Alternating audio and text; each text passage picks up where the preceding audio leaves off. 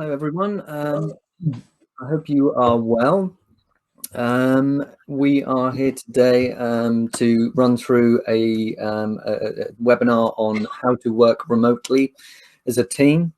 I hope you guys are all getting on well and safe at the moment. Obviously, it's challenging times. For those that don't know who I am, my name is Tom Jepson. I am one of the directors here at Footprint Digital.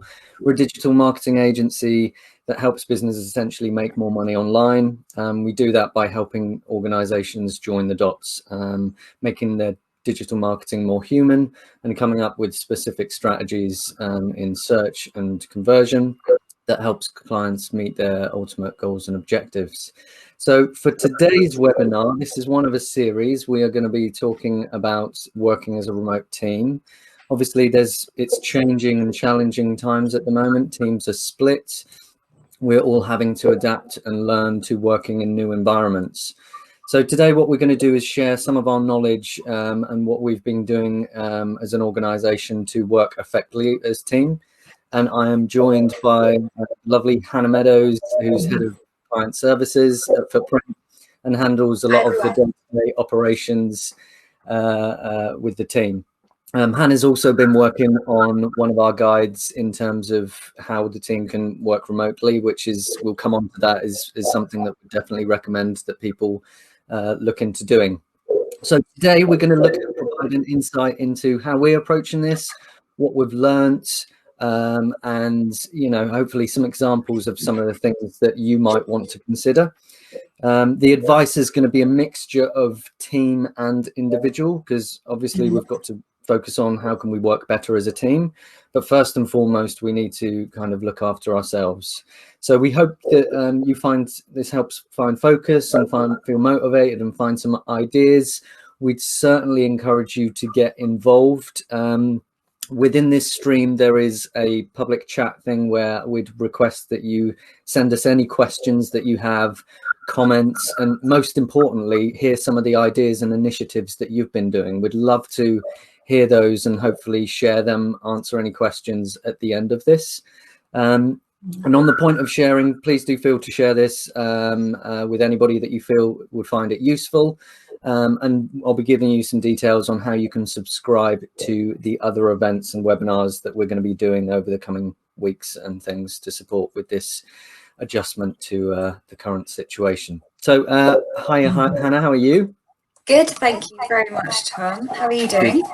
Good, I'm very well, thank you. So where are we going to start? So I think the first point that we'd like to run through today is just allowing yourself some time to adjust, and that's going to help by just focusing on communication.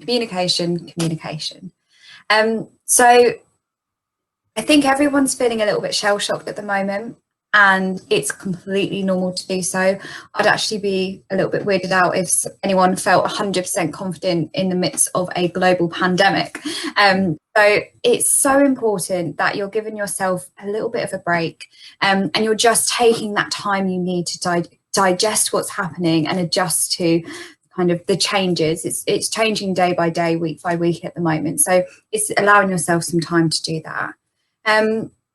Particularly as part of a team or as a leader within an organisation, it's really essential that you're not just thinking about yourself within this situation, but you are thinking of your team, your clients, everyone that is impacted, and that they're actually going to need a little bit of time as well to adjust to working in a completely different environment.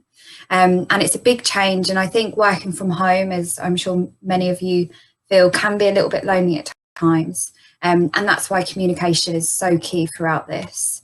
One of the points we've been really, really hot on is mental health, and trying to consider ways as an organisation and as individuals that we can really help to support one another through these kind of changing times.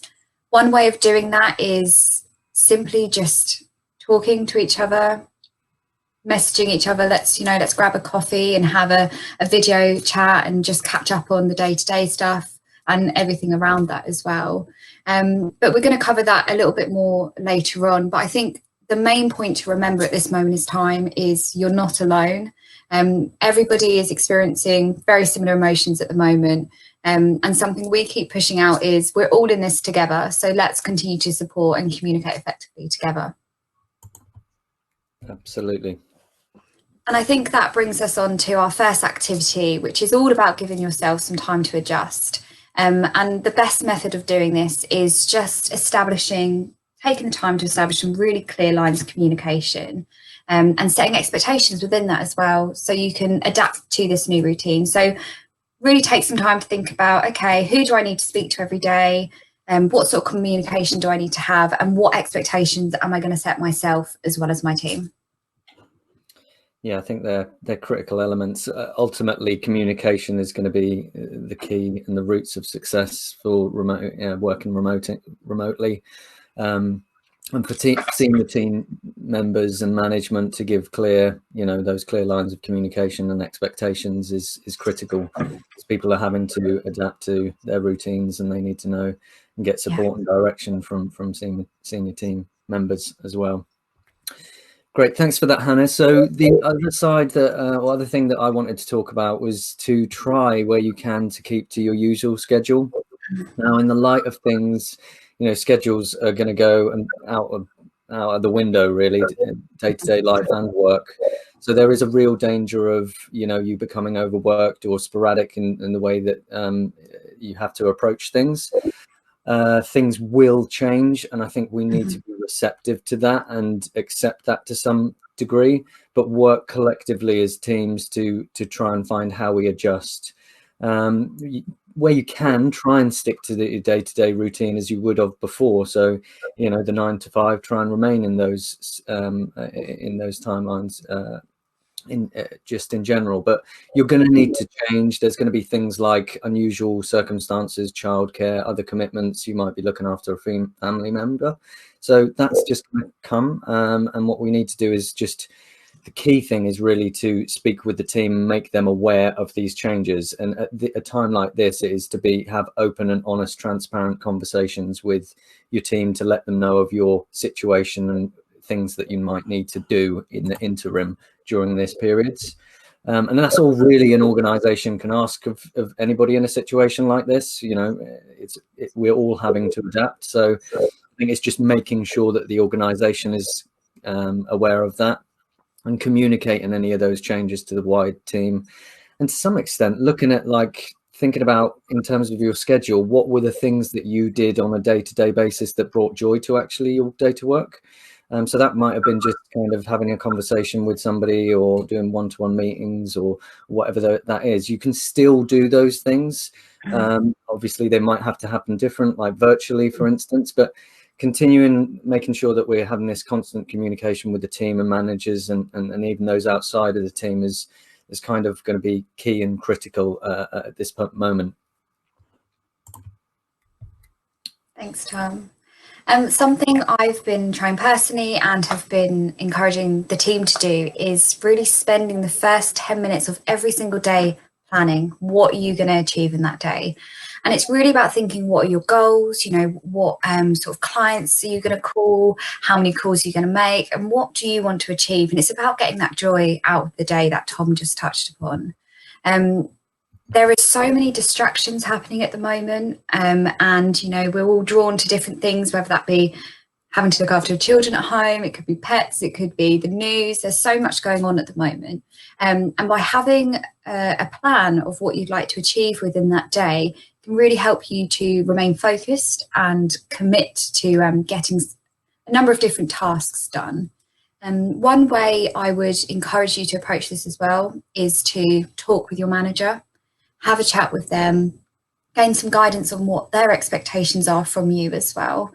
That's really, really important, because you can only be as productive as you can if you actually know where to kind of put your efforts and focus your efforts. There's a number of different challenges that come day to day, particularly working remotely. And we find we may have to be quite reactive at times, whether that be, as I said, from things at home or even internal communications coming through, such as emails or kind of instant messages from a team. A way that we try to prioritize things is through several different techniques. And my personal favourite is simply creating a list of to-dos and listing them as A, B or C's. So the A's are kind of the big chunky tasks that need to be done and are really, really high priority. The B's are ones that need to get done that day. And then the C tasks are ones that would be nice to be able to complete. And at least that way you can kind of dip in and out of your day-to-day goings on, but also know where your focus needs to be as soon as you're kind of sat back at that desk. Tom, you had a few other techniques that Yeah, I mean, there's a lot of different productivity things that can be done. Eat that frog that some of you might be familiar with, which is basically look for the most challenging and kind of that's the one I'm worried about, and task for the day, and attack that first and get that out of the way so that you can go on to other things. It's good for productivity, but also means that you get that bad thing or the hardest thing out of the way first, fresh, rather than doing it further down the line. The other things are things like the Pomodoro technique, which is breaking time into small chunks. I think it's traditionally like 25 minutes or so, and just working to that and then having a very short break and coming back to it. So in the light of the current climate, you might choose to do it, I don't know, on a washing machine cycle or something, and use that as your timer if you're having to multitask. But definitely kind of bringing structure to the day and being prepared and kind of coming up with ways that are going to allow you to work more efficient, and being realistic with those expectations, as Hannah mentioned as well. Working from home environment, there's going to be distractions, so you need to kind of accept that that's going to happen and kind of allow and plan that into it. Yeah, and as Tom said, make it fun. Amongst our team, we're saying, okay, how many really good quality conversations can we have with clients, and having kind of like a mini competition with that as well. And it needs to still have that fun element. And that brings us on to the activity, which is, how do you usually plan at work? Is that for a CRM system? Is that literally a few little bullet points on a sticky note? Or is that maybe something a little bit more extravagant? Think about how you would normally do it and how you can replicate that at home. And that could be for a number of methods, as simple as I mentioned, having a few sticky notes at hand for you to be able to write those kind of to-dos on. Excellent. So point number 4 that we wanted to discuss is around setting yourself guidelines as well, and trying to be strict with those and not break them. Now, obviously, working from home, as we said, lines are going to be blurred between work time, downtime. And to be honest, we're wearing more hats than we have ever worked. I mean, it's normally, at work we wear many hats, but you've now got the family hat and other roles that you need to kind of also take into consideration. But I think at a time like this, we need to know when to stop as well, and when to kind of say that's the end of the day and we'll move on and pick up things tomorrow. And being lenient with yourself and your team members, if others are having to look after their children, or they have a dog, or even they might have a relative that they're having to look and support after, family's going to come first at a time like this. And again, we just need to be open and honest with the teams and communicate commitments and make sure that everybody's aware, and teams come together in situations like this. So they'll work together to accommodate solutions around your particular thing.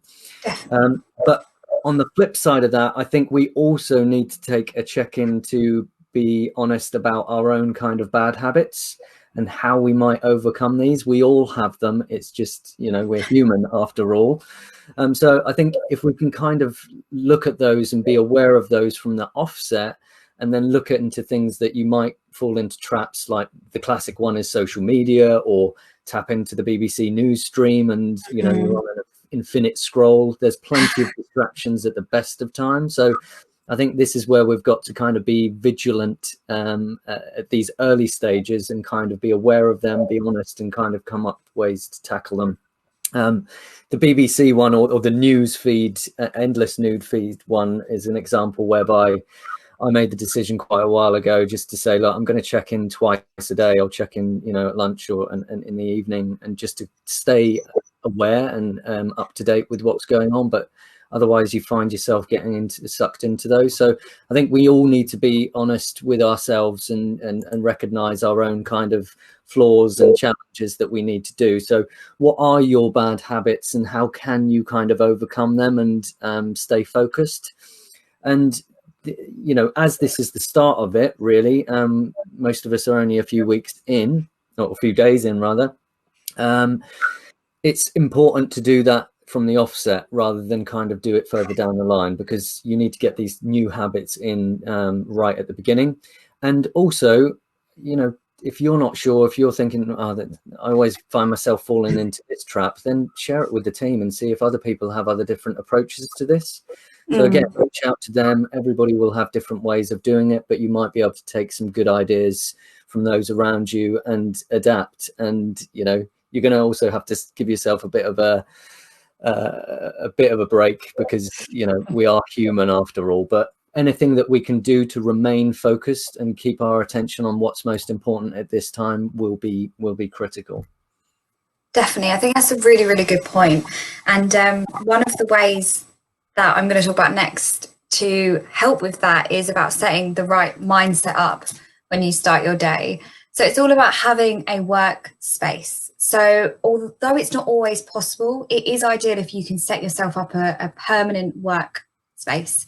That could literally be a desk in a bedroom, or it could be in the kitchen, or even in the spare room in your house. Actually, just having a physical space really helps set the boundaries between work time and home time, because as Tom mentioned, it's really easy for those to get blurred. And you know, once you're kind of sat at your desk, you're ready to get that list done.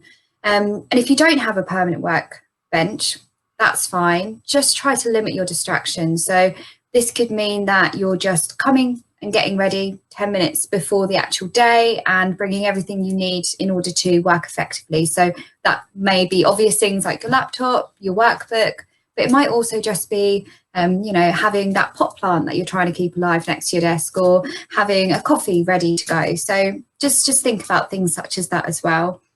A huge part from a mindset perspective as well is just getting ready for the day. And I mean, if you can roll out of bed at 9 in the morning, switch the laptop on and start working effectively, I honestly salute you, because personally, I think it's so important to still get up, get washed, get dressed, you know, do a little bit of exercise if you can, and really commit to having a fantastic day. So that's definitely a point. And I think it's about thinking what you'd do in the real world. You know, if you had a client meeting, what would you do? You'd put your smart shirt on and you'd get ready and approach it that way, and set a really good example for the rest of your team as well. Definitely. So the activity I want you to all think about is what makes your space your space. And our desks at the Footprint office have a range of wild and wonderful things on them. That could be a family picture. That could be, again, my pot plant that I'm really am trying to keep alive. Or it could just be silly little memorabilia. Think about the things that make your desk you and try and replicate that as best as you can. Think about other things as well. So for example, things like lighting, things like music. What things used to frustrate you in the office maybe, or weren't ideal? Did they always play classic rock and you're much more of a Radio 4 or a kind of Kiss FM type of person? Think about that. And, you know, now's a great opportunity to play the music you want to play and have the lighting you want to. So, yeah, there's definitely a positive side somewhere. Yeah, and I think it's fair to say, like, you know, not everybody's going to be able to set up the best kind of environment or the perfect. Yeah. Some people are having to manage, but it's just make it your space, isn't it? And just try and make it exactly into a working space. And I 100% agree with that mindset side of things, in terms of, you know, just doing the normal routine will help you set you up today to start work, really. Great stuff. Mm-hmm. Okay, so we spoke about, obviously, the route to success being communication. Well, now is to use the tech that we have. We've never been in a better position to do this. Given the technologies that we have at our fingertips, we should be kind of utilizing those and seeing what we can do. Things like, whether it be, you know, we've got the obvious email, Hangouts and things like that, but there's also things like Slack, Facebook, Facebook Messenger, WhatsApp, all these different things that we can do to help keep us connected and keep us communicating. So it's about utilizing those technologies and also finding new ones that can help you guys work and connect and work smarter. So Slack, if some of you aren't familiar with that, that's a tool that we use that is really useful. It allows you to kind of connect as a community. It's kind of a social platform for work in some respects, but it has some really good tools, and it's great for things like firing off quick questions to team members, maybe client discussions, or actually setting up dedicated channels for particular topics. So this could be around service lines, it could be around a client, it could be around a new project that you're working on. It could be around, who knows, keeping people informed of what's going on and that kind of thing, and just having a centralized place that you can also tap into and see in one place. It's also a great thing with Slack as it allows you to see when people are online and offline. So if they're away from their desk, it shows you can see it through an icon. So if you're having to put through calls to other people that are remote, that can be really useful for you to just check in Slack and see, oh, hang on, they're away from their desk.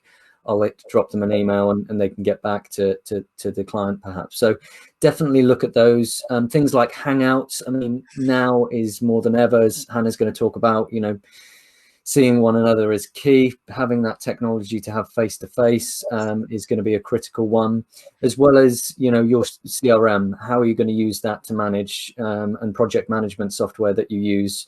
How are those things going to kind of help manage us being distributed?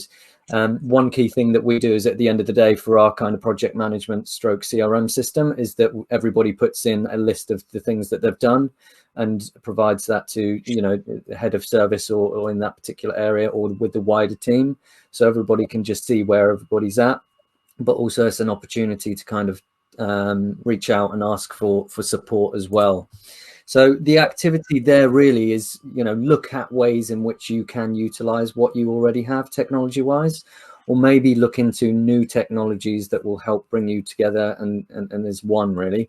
And if it comes to it, invest in reliable tech. I mean, having something that's working, functional and improves productivity is going to obviously improve quality and efficiency and the throughput through the organization. So definitely now's the time to utilize those great technologies that we have. Definitely. Voice over email is my next point, and I cannot overstate how important this is. Email's great for some things, following up on tasks and kind of setting responsibilities and that sort of thing, fantastic. But as I mentioned a little bit earlier, now's quite a lonely time, and it's so important that we're having that voice-to-voice, face-to-face communication wherever possible. So a phone call or a video call is best, and they're probably the best, forms of communication next to obviously a physical meeting.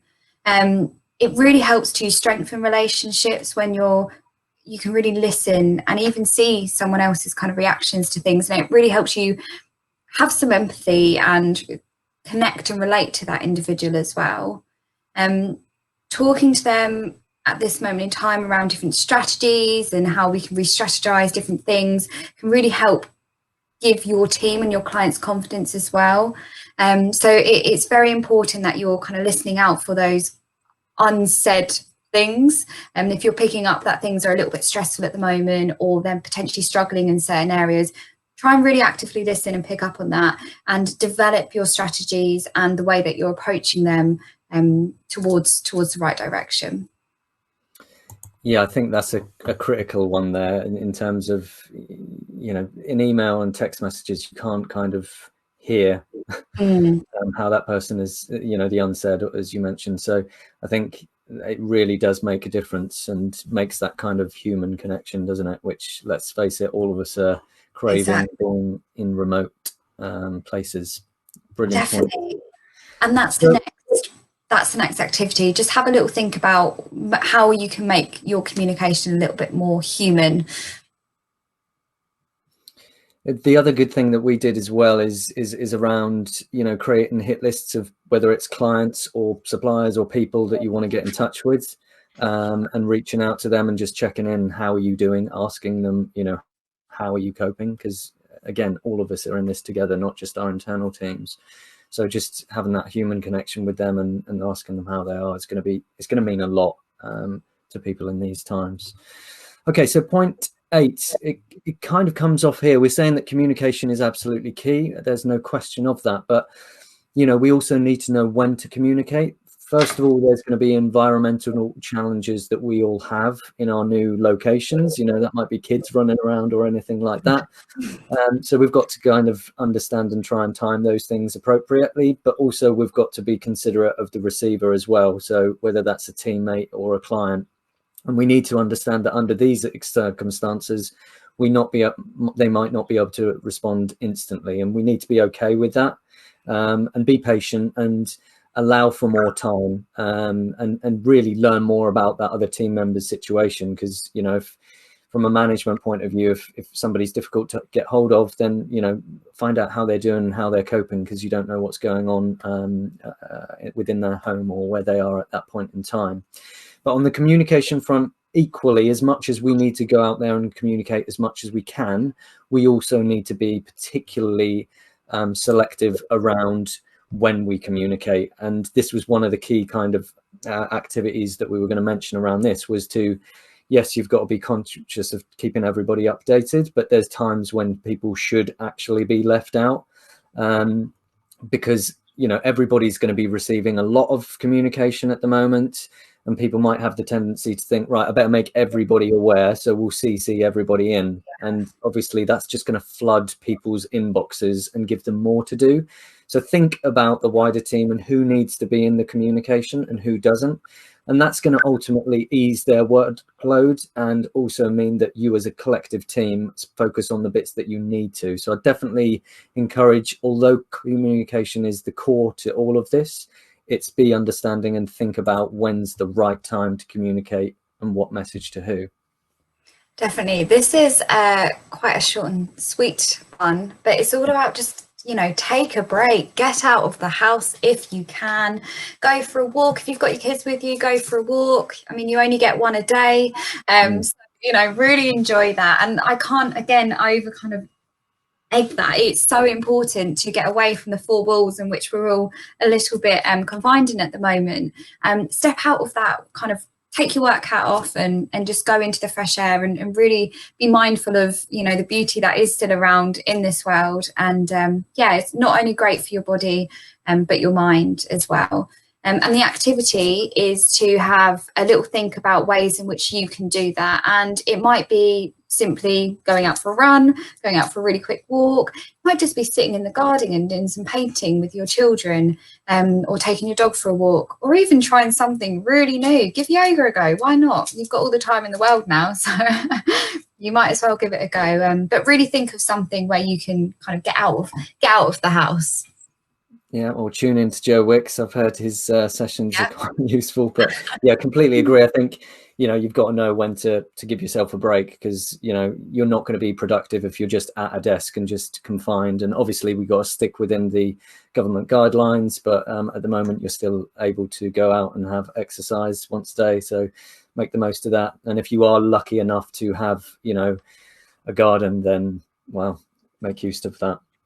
Okay, so the other side that I want to talk about is the wider conversation that I think is one of the greatest challenges with remote working for people with families and children, myself included. I know what it's like. Again, as we mentioned, many different roles. You're at home, so you're at work, so that's quite a challenge.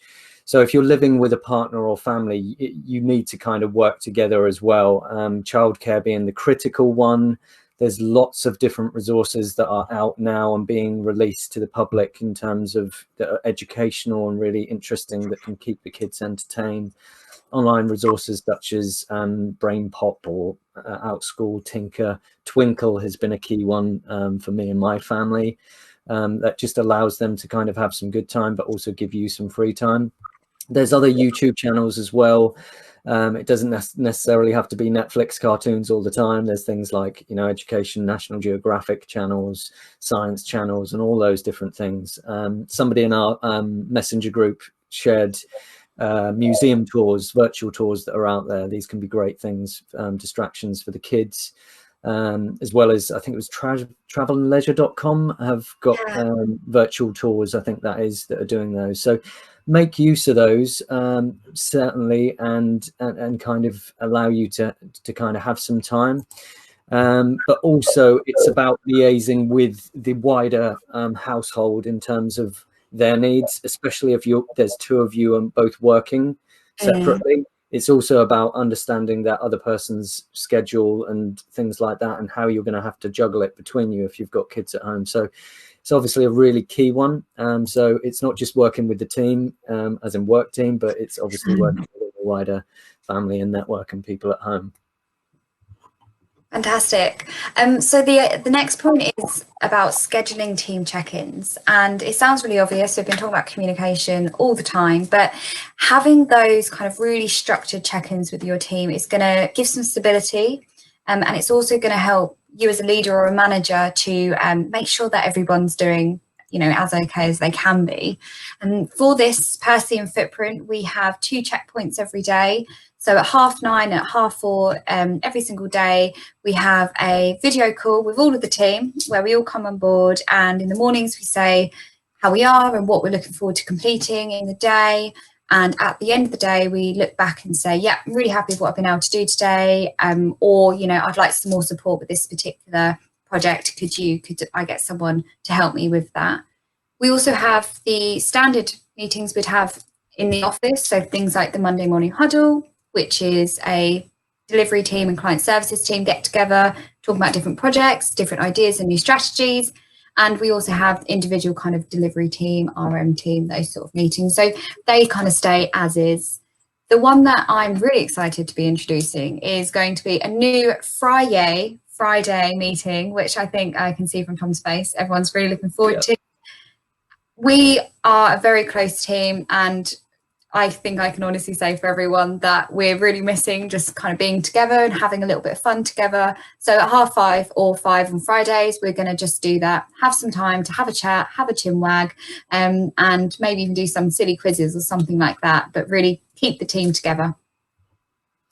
Yeah, I think that's a great idea, and I think that the check-ins has been a real key one. So, you know, the team that I'm working with, we have a 10 o'clock check-in every single day, and that's been such a good opportunity just for 20 minutes or so, just to check in, how are we getting on, what are people working on, where do they need support, how are things changed. You know, it's really, really useful.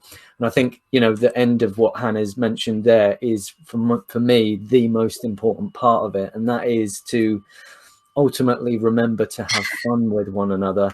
As Hannah mentioned, we've embarked on a few things to try and engage with the team just at a social level, because we do miss that so much. We are a very close team, as Hannah mentioned, and you know, that's why we go to work. Part of it is to share that social interaction and have fun with one another. So one thing that I definitely recommend is to look at ways in which, you know, how do you bring that in from being disconnected? And, you know, we've done a few different things in terms of, you know, hangouts and various things that I'll show you in a second, but really think about those, because I think that's to keep the kind of morale of the team. It's to kind of keep things going. It's absolutely vital at this time. It brings us a bit of respite amongst all of this that we're all going through, but at the same time, it brings us together, and it strengthens the team and the morale. So don't not do those things. Look at ways in which you can do them. Okay, so I'm conscious of time. Obviously, we said have a look at ways that you can recreate those water cooler conversations or just have fun together, definitely. What we wanted to do to kind of, before we go to questions, is give you some examples of some of the ways that and measures that we've done within Footprint, because they might give you ideas. Hopefully, some of the things that we've discussed during this will give you some direction. But Slack has been a key one for us, setting up dedicated channels for team services or particular projects and areas. Definitely recommend going and doing that. The Facebook Messenger is a channel that we have. It's a kind of out of office type thing traditionally for Footprint. Everybody's in that message. It's like a mega thread of various different things that the team share. Not generally work related, it's more fun, but we've had this going for probably about 3 or 4 months now, but now is where it's really kind of made a real difference. And some of it is just fun things and sharing stories or showing pictures of people's, the kids and what they're doing. Other people have shared stuff like, and let us know that, oh, did you know the bins in your area are they're no longer going to be collecting the recycling. So that's a great way to kind of just continually remain connected, and people can drop in and out of that as they want to. The Hangouts are key. So we had the digital tea party, which you saw some of the screenshots there. We just said, look, let's have 20 minutes where we all go in, join in a Hangout, make a cup of tea, check in on how we're going, have a little bit of, silly fun. The guys, it was one of my birthday, it was my birthday this week. And we did a little virtual birthday party, which, that meant so much to me. And it was great to share it with the team because I can't be with them. Webinars, we're using those. Obviously, we're in one right now, so we're trying to use it to support clients and help spread the message and support people in a time of need. But we're also using those as internal education, and that's one thing to be aware of at this point in time. Everybody's learning a lot, so get your team in and make sure that they know how to use these systems and services and things like that. The hit lists I mentioned, make a list of the people. It could be clients, could be the suppliers, could be team. Just check in on them, pick up the phone and have a conversation with them. And the end of day email summaries to go along with the huddles and the catch ups that we have on a daily basis rather, are fundamental. Really, they just give you an overview as a team of where each person is and gives feedback. So look at setting those up and looking at various different touch points. And if you're working in different teams, make sure that there's opportunities for those different teams to connect with one another as well. So we have team-wide catch-ups, which is to spread across multiple teams. And yeah, Friday, adopt that. Have a time where you guys can just have a conversation. And I think we're going to have a party this Friday, wasn't it? Rosie's going to set up a party out of office hours where we just kind of maybe have a glass of wine or a fruit drink and just catch up and have a bit of fun, a chinwag on a social level. And ultimately, this is all about remaining connected, remaining informed, and remaining a solid team and adapting to the changes. Okay. Right, I'm conscious, sorry, we have overrun a little bit. Hopefully it has been worthwhile. What we were going to do now is run and see if there are any questions. So let me check in. Emma has asked, let me have a look in here. Adjustment. What advice do you have on avoiding interruptions at home from family members who are not used to having me at home? That's from Emma. Feeling you on that one. Challenge. I think from my point of view, those resources that we mentioned earlier, and we will share those. We will, I know you asked if we can share the sites. What we'll probably do is when we publish this as a blog post, we'll put in the supporting links that we've found and found from elsewhere around the web, because they're brilliant ways to kind of set the kids up with activities that they can kind of then go on. Twinkle has been a great one for us in terms of helping educate the kids. Because I'm here with my wife and 2 kids, and we're having to juggle the education side of things as well. We also did things like print out little things that the kids can go away and obviously do, which keeps them distracted for quite a long time, and they're learning at the same time, which is obviously vitally important. There's loads of different people out there who are doing stuff like that. DNA Kids, I think, is one which I've seen, and they're doing kind of daily videos where you can create your own puzzles and that sort of thing. So there's definitely lots of activities. And I think it's also making sure that you are giving yourself a little bit of a break with that. It's going to be difficult. There's going to be a massive adjustment period. And it might mean that your kind of schedule of 9 to 5 isn't 9 to 5. It might be, 10 to 4 and then another hour, another time. So just be, wary and lenient to that and kind of do whatever you can. Brilliant. And there was another question as well around, do you schedule out of hours work fun activities like quizzes and hangouts and a drink? And how is it best to put something like this together? Well, hopefully we've covered that in there, but there's definitely, that's something, a key thing, like I mentioned just now, that you need to try and do. Hangouts are brilliant for that. Hannah, can you remember the name of the party thing that we were going to use for Friday? Is there a House Party or something on Facebook. I can't remember what it was, but there was an app that allowed you to have a virtual party.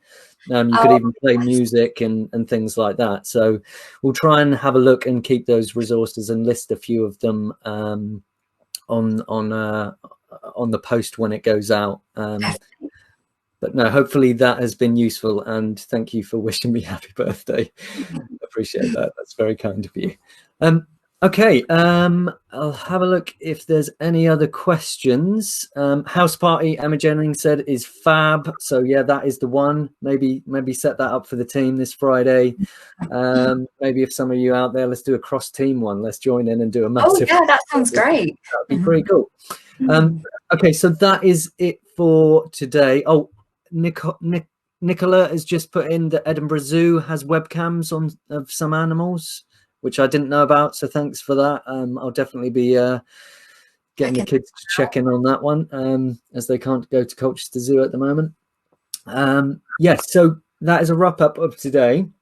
I hope it's been useful. Sorry we've overrun a little bit. I hope that some of the things that we've covered today have been useful for you. Thank you very much for kind of feeding your thoughts in, and keep us posted on what you learn. I'm very much a believer in, we're all learning this together, so that's why we're sharing some of the things that we think might be useful for you.